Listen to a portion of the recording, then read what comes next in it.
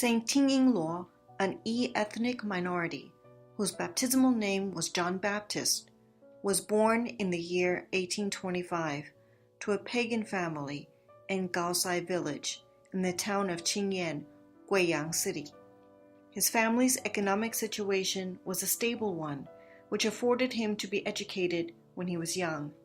He was knowledgeable about medicine as well. He had a kind nature about him and showed great respect toward his parents.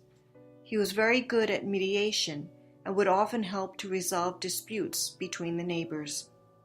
When he was about 30 years old, a new Catholic from Shitouzai shared and explained the Catholic faith to him. He urged his parents to believe in Jesus as well. A year later, he and his wife were both baptized and dedicated their lives to serving God. Whenever he had the opportunity, he would try to persuade his friends to become Catholic.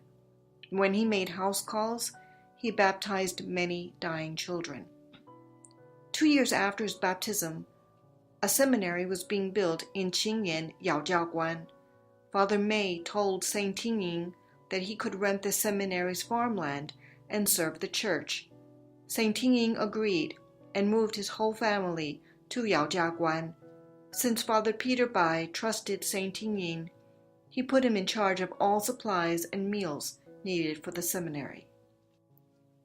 In 1861, the persecutions against religious groups began. The provincial governor, Ting Ying had a deep hatred toward those who practiced religion. He began to plot various ways to persecute the Catholics.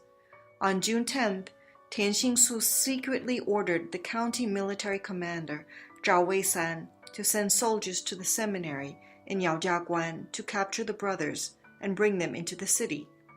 He told them that by the order of the provincial governor, they had 3 days to renounce the Catholic faith, otherwise they would be beheaded. That same evening, the commander released the brothers and they returned to the seminary. The next day, the rector of the seminary, Father Peter Bai, took the brothers into hiding. He ordered Tang Pingchen and Wen Lanzhang to return to the city to inform Bishop Hu.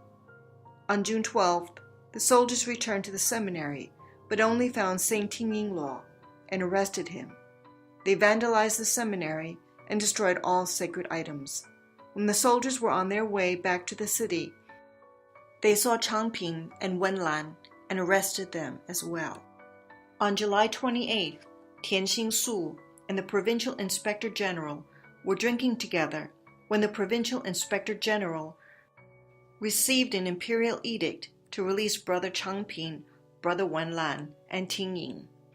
Ting Ying lied and told him that the three had already been executed the day before.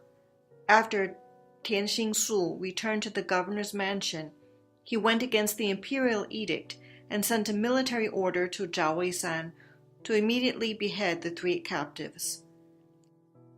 Early in the morning of July 29th, Zhao Weisan raced to Qingyan and ordered the soldiers to bring the 3 to the north gate of the village to be executed.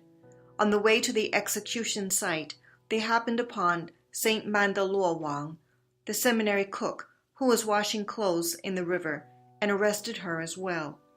The 4 of them, with a smile on their faces and a prayer on their lips, marched together on their way to be beheaded. When they arrived at the site, the executioners waited until they had finished their prayers, and then beheaded them. Saint Ting Ying Luo was 36 years old. The Qingyan incident became infamous worldwide.